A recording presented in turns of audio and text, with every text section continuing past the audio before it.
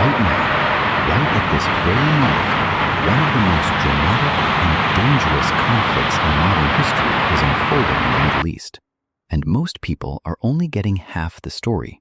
Today, we are going to talk about what is actually happening with Iran in 2026, why it started, what it means for the world, and why this ancient civilization, the same one that survived Alexander the Great, the Mongols, and every empire that ever tried to erase it, is now at the center of a war that is shaking the entire planet. How it started. On February 28, 2026, the United States and Israel launched coordinated joint military strikes on Iran. It was the largest American military operation in the Middle East since the invasion of Iraq in 2003. The opening strikes were devastating. They targeted key Iranian military facilities, commanders, and leadership figures. Supreme Leader Ali Khamenei, the man who had led Iran for over 3 decades, was killed. In a single night, the entire power structure of the Iranian government was thrown into chaos. But here is what nobody expected. Iran did not collapse. Iran did not surrender. Within hours of the strikes, Iran launched hundreds of drones and ballistic missiles back, not just at Israel, but at American military bases across the entire region. Bahrain, Jordan, Kuwait, Qatar, Saudi Arabia, and the United Arab Emirates all came under Iranian fire. A drone struck a British military base in Cyprus. A missile entered Turkish airspace and was intercepted by NATO air defenses. The conflict that the United States and Israel had planned as a swift, surgical operation turned into something far larger, far more dangerous, and far more complicated than any press conference had prepared the world for. This is what happens when you go to war with a civilization that has been surviving impossible situations for 5,000 years. The world reacts. The global reaction was immediate and divided. Most countries in Europe called for restraint without taking a definitive side. Asian nations largely condemned the U.S.-Israeli strikes or called for peace. The United Nations Secretary General's envoy flew to Tehran to assess the damage and begin diplomatic talks. Turkey, a NATO member, found itself in the extraordinary position of intercepting Iranian missiles while simultaneously calling for de-escalation. The economic consequences hit the world within days. The Strait of Hormuz, the narrow waterway through which 20% of the entire world's oil supply passes every single day, came to a near-complete standstill. Shipping lines rerouted to avoid the strait. Oil prices exploded. Dubai International Airport, one of the busiest airports on Earth, was struck by drone attacks and forced to shut down temporarily. Global flights across the Middle East came to a near-complete stop, stranding millions of people across the region. The world was not just watching a war. The world was feeling it in fuel prices, flight cancellations, and empty supermarket shelves. The human cost. Inside Iran, the situation was catastrophic. Thousands of Iranian civilians and military personnel were killed in the initial U.S.-Israeli strikes and in the weeks that followed. A humanitarian crisis emerged rapidly as hospitals were overwhelmed, infrastructure was damaged, and millions of people were displaced across the region, including more than 1/6 of the entire population of Lebanon, which was simultaneously being struck by Israeli forces targeting Hezbollah.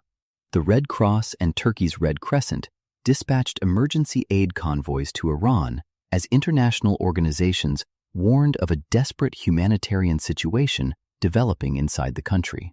Iranian cities that had stood for centuries were being struck by some of the most advanced military technology on Earth.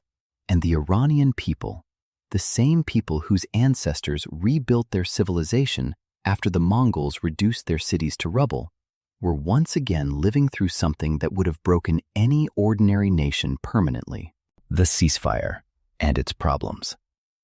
After more than 5 weeks of intense conflict, something unexpected happened. Pakistan, leveraging its unique position as a nation with strong ties to both Iran and the United States, stepped forward as a peace broker. Pakistani Prime Minister Shehbaz Sharif invited both sides to Islamabad for negotiations.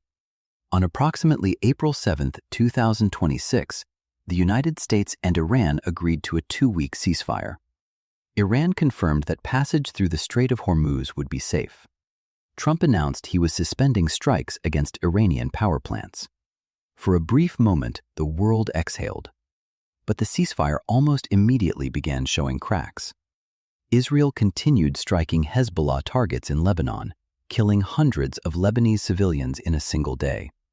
Iran insisted that Lebanon was an inseparable part of the ceasefire deal. The United States insisted that Lebanon was not included. Iran's parliament speaker warned publicly that time was running out and that ceasefire violations would carry explicit costs and strong responses. The two sides could not even agree on what the ceasefire actually said. U.S. Vice President J.D. Vance flew to Islamabad to lead the American delegation in further negotiations. The Iranian delegation, led by Parliament Speaker Mohammad Bagher Ghalibaf and Foreign Minister Abbas Araghchi, arrived in Pakistan's capital. The entire world waited to see if the talks would hold or if the region would explode again. As of today, the ceasefire remains fragile. The negotiations in Islamabad are ongoing. The Strait of Hormuz remains tense. Lebanon continues to burn. And the new Iranian Supreme Leader, Mojtaba Khamenei, son of the assassinated Ali Khamenei, has already warned that Iran will take revenge for his father and for all those killed in this war. What does this mean? Here is what I want you to understand about what is happening right now. This is not simply a military conflict between two countries. This is a confrontation between the world's most powerful military and a civilization that has been refusing to be erased for 5,000 years. Every analysis coming out of think tanks and government briefing rooms focuses on missiles, nuclear programs, oil prices, and geopolitical strategy. And those things matter enormously. But what the spreadsheets and strategy papers cannot capture is the weight of history behind what Iran is doing right now. This is the same nation that absorbed the Greeks and made them speak Persian. The same civilization that survived the Mongol massacres and turned the Mongol rulers into patrons of Persian art and poetry. The same people who looked at the entire Western world in 1935 and said, "You will call us by our own name." The same identity that has been bending without breaking for 5,000 consecutive years.